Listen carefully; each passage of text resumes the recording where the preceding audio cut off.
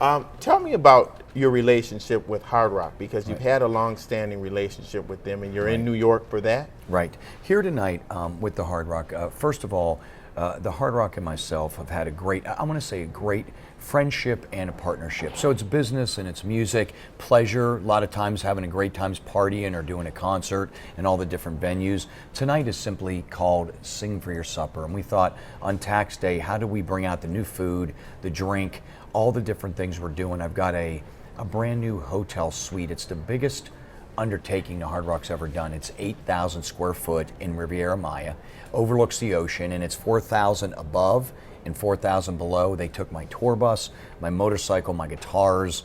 And so you do a lot of philanthropy with them as well. Yeah, correct.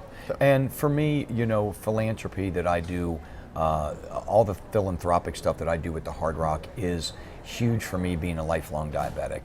So since I've been 6 years old, I've been type 1 diabetic. And for me, it is so important that in my life, my whole mantra has been have fun, but get it done. Mm-hmm. And you know what I mean? That way you want to enjoy what you're doing. You want to go into all these different communities that we go in, right?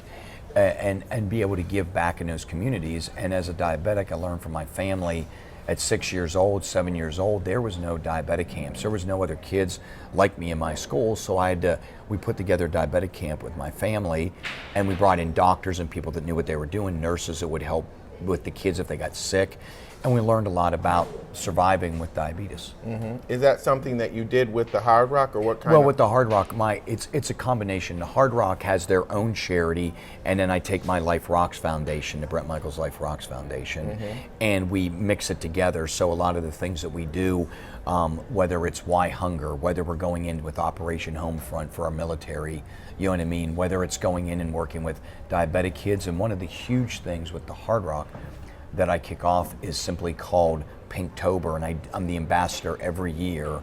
I'm the ambassador for the Hard Rock for breast cancer. Okay. So we have a concert, we get to stay there, we do it in Orlando, Florida, and then it raises a whole lot of money for breast cancer.